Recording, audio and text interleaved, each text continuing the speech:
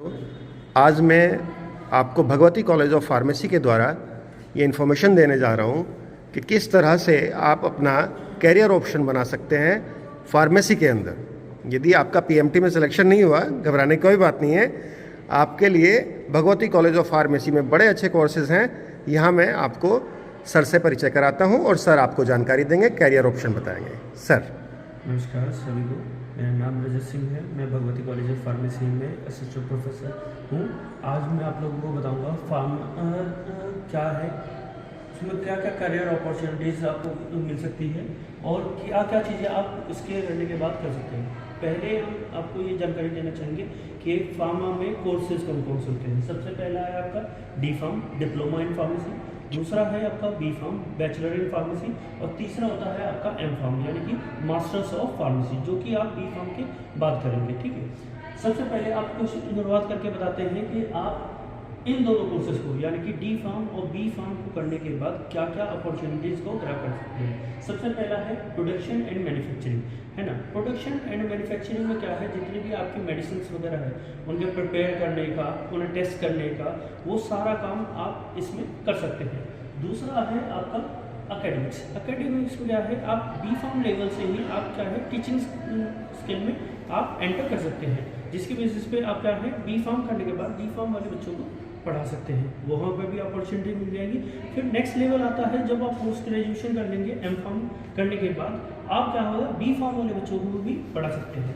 और नेक्स्ट अगर फर्दर आप स्टडी करना चाहते हो तो पीएचडी करके उसके बाद भी हायर एजुकेशन में जा सकते हैं। ठीक है, इसके अलावा फिर आता है नेक्स्ट है मार्केटिंग सेक्टर। मार्केटिंग सेक्टर में क्या है, आपका जितने भी ड्रग्स है उनकी सेल्स वगैरह का भी देखना पड़ता है हमें कि किस तरीके से मैन्युफैक्चरिंग होने के बाद फिर मार्केट में कैसे जा रही है और किस तरीके से फिर हमारी जो ड्रग्स है वो बिक रही है ना, और जो पेशेंट्स तक पहुंच पा रही है, जिसकी वजह से हमारा क्या होगा, जितनी भी होगी फैसिलिटीज़ पेशेंट्स को प्रोवाइड करवाई जा सके। आप आगे चलते हैं, आपका कौन सा है गवर्नमेंट जॉब्स में। गवर्नमेंट जॉब्स में क्या है, जैसे कि आपने डी फार्म कर ली है तो बहुत सारी जगह पे कैंप्स की रिक्वायरमेंट होती है, तो डी फार्म के बेसिस पे आप क्या कर सकते हो, वहाँ पे कैंप्स की तरह काम कर सकते हो। हॉस्पिटल्स वगैरह में भी कैंप्स की रिक्वायरमेंट रहती है, गवर्नमेंट हॉस्पिटल्स में रहती है, तो उसमें भी जॉब अपॉर्चुनिटीज़ रह सकती है। नेक्स्ट है आपका कौन सा ड्रग इंस्पेक्टर। ड्रग इंस्पेक्टर के लिए क्या है, आपको लेकिन उससे पहले थोड़ी सी इन्फॉर्मेशन या फिर कह सकते हैं काम करने की आवश्यकता पड़ सकती है इंडस्ट्रीज वगैरह में। उसके बाद आप क्या है ड्रग इंस्पेक्टर के लिए अप्लाई कर सकते हो, ये भी गवर्नमेंट जॉब के अंडर में ही आता है, वो भी कर सकते हैं। नेक्स्ट है आपका एंटरप्रेन्योरशिप। एंटरप्रेन्योरशिप में क्या है, कहीं नया बिजनेस इस्टेब्लिशमेंट करने के लिए इंडस्ट्री वगैरह में या फिर मैन्युफैक्चरिंग करने के लिए जितना भी काम करना पड़ता है, या फिर नया बिजनेस इस्टेब्लिश करने के लिए भी आप इसके थ्रू जा सकते हैं। नेक्स्ट है आपका रेगुलेटरी बॉडीज, जैसे कि आपकी AICTE होगी या फिर DTAB होगी या फिर PCI होगी, यानी कि रेगुलेटरी जितनी भी बॉडीज होगी, डिस्को हो गया, DRDO हो गया, इनमें भी आपके जॉब पर अपॉर्चुनिटीज़ हो सकती है बहुत बढ़िया। फार्मासिस्ट की बहुत सारी होती है। नेक्स्ट है हायर एजुकेशन में, जैसे कि एम फार्म हो गया, MBA हो गया, इसमें भी आप फर्दर स्टडीज़ कर सकते हो। नेक्स्ट है आपका केमिस्ट शॉप। केमिस्ट शॉप तो ये समझ लीजिए लास्ट का ऑप्शन होता है, वैसे आप चाहे तो उसमें कर सकते हैं।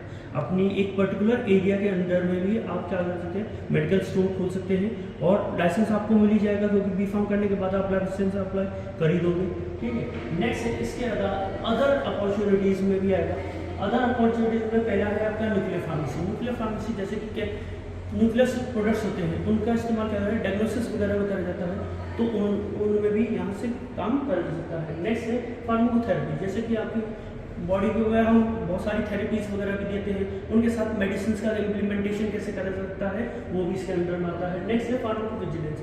जब हमारी कोई भी नई ड्रग मार्केट में आती है उसके बाद भी उस पर टेस्टिंग चलती रहती है ना, और ये हमें ये चेक कैसे करना है कि वो आगे चल के कुछ दिक्कत परेशानी नहीं देगी, तो उसके लिए भी हम क्या करते हैं फार्माकोविजिलेंस करते हैं, तो उसमें भी आप आ सकते हैं। नेक्स्ट है फोरेंसिक फार्मेसी, जैसे कि बहुत सारे क्राइम्स वगैरह होते हैं, फोरेंसिक में क्या है केमिकल का इस्तेमाल करते हैं हम तो सबूत को ढूंढते हैं ना, तो उसमें भी या फिर क्या कहते हैं बाकी की चीज़ों को भी ढूंढने में आसानी मिलती है, उसके लिए इस्तेमाल करा जाता है। आर्म्ड सर्विस, जैसे आर्म्ड सर्विसेज है जिसमें कि आपने आर्मी होगी, नेवी होगी या फिर एयर फोर्सेज होगी, इनमें भी बहुत सारी वैकेंसीज आती है जिनमें फार्मासिस्ट वगैरह की रिक्वायरमेंट रहती है, तो उसमें भी जॉब अपॉर्चुनिटीज़ बढ़िया मिल सकती है। चाहे स्टेट लेवल पे कर लो या सेंट्रल लेवल में आप जा सकते हो, उसमें बहुत बढ़िया।